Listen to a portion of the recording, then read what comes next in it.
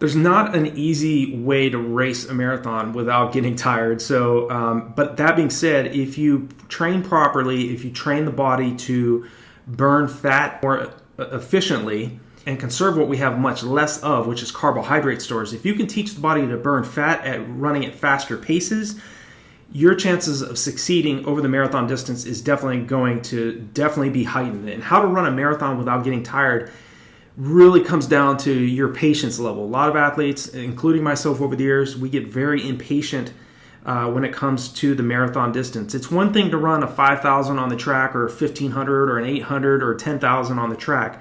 The marathon distance is a totally different animal. It's a thinking man's, thinking woman's race. You have to make sure that you're very strong mentally as well as physically. You have to make sure also you're paying attention to the little details that go into running a great marathon time. You have to run a negative split or run an even split if you can. If you're highly confident in your training and you've done your homework and preparation in your workouts leading into the race, there are some cases where you can run a positive split and still set a new PR. I ran my PR of 2:19:35 doing this exact way of racing. I really wouldn't recommend it unless you're in great shape. But when I ran 2:19:35, I went out in 1:07:09 through the half marathon and came back with a 1:12:26. So I drastically slowed down the second half. And I went out actually the first half of that race 3 seconds slower than my personal best for the half marathon, which is 1:07:06. Remember, I went out in 1:07:09.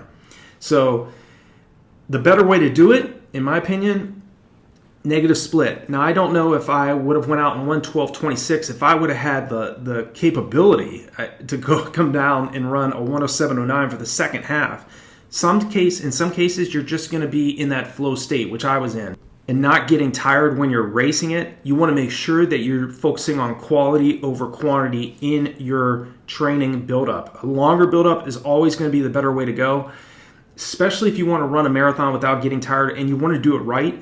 20 to 24 weeks is key. Minimum time frame you want to aim at 16 weeks. I never did a build-up for my own marathons ever less than 16 weeks. So I always tell athletes, if you're really wanting to do this right and you're wanting to get the marathon right, minimum 16 weeks, but preferably between 5 and 6 month build-up. Okay, in some cases it might take you up to a year. So maybe even 2 build-ups before you're really racing at the level that you're aiming for. Okay, the marathon distance is highly aerobic, but even that, you want to make sure that you're spending quality time training on your overall leg speed. You're lengthening the amount of the time and duration of your anaerobic threshold runs. Okay, that might be between 3 and 4 miles, or around 5 kilometers to 7 kilometers or so in the early stages of your buildup. And you have to make sure that you give yourself proper time to adapt to that specific intensity. Okay, it's going to take about 3 weeks to a month for you to adapt to running 3 to 4 miles, or around 5 kilometers, 7 kilometers or so, 8 kilometers at that particular intensity that you're aiming for. How to run a marathon without getting tired is also about watching your pacing, watching the amount of energy expenditure you're expending in the race itself. Okay, a lot of athletes, and I made this mistake way too often in my early build-ups when I first started racing marathons in 2002. I would usually go out way too fast in the first half of my marathons, and then I would drastically slow down. But the thing I was aiming for, I was always aiming to run under 2 hours and 22 minutes. So I would go out at like 110, 111, 112 range through the first half, and then end up running like 238 to 240 to 243 range. So I was drastically slowing down the second half. And another major mistake, the reason why it wasn't the capability to do it, because I ended up running 219. The problem was I was still running too much of my volume too slow. Okay, that's why I always talk about Dr. Joe Vihill's presentation. I'll leave that below this video, where he talks about the world's top distance runners running around 40% of their weekly volume at or below anaerobic threshold effort. They're running higher volume, but they're also running a higher quality percentage the higher percentage of their weekly volume at a much faster pace per mile or pace per kilometer. And that was the mistake I was making. I was running my long runs way too slow. Okay, I would still focus. I was focusing on speed. I was doing speed workouts. My favorites was 1,600 meter reps on the track, under 450 per rep at altitude with 60 seconds of recovery when I was very, very fit. Okay, when I wasn't very fit, I might start off around 515 per 1,600 meter rep with 3 minutes of recovery. Okay, drastic difference in terms of anaerobic and aerobic fitness. And doing 3,200 meter reps on the track under 10 flat with 3 to 4 minutes of recovery in between each one of those reps. I was always doing those very fast repetitions, intervals well under 5 minute mile pace, because again, I was trying to run. My overall long-term goal is to break 2 hours and 22 minutes. That comes out to 5:25 per mile.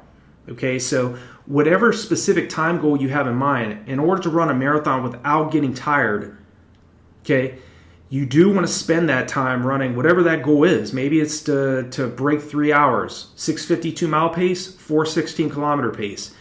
Maybe you're trying to break 4 hours, 9:09 mile pace, 5:41 kilometer pace.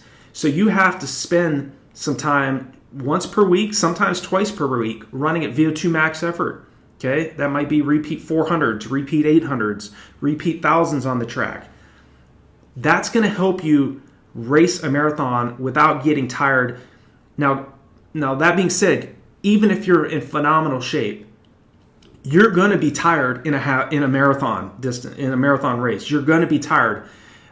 Even when I ran 2:19, I didn't hit a wall, but I was extremely tired in the last 5 kilometers of that race. Okay, I still remember I was still at 5:11 mile pace through the 20 mile mark with the leaders of the race. We hit the 20 mile mark in 1:44.05.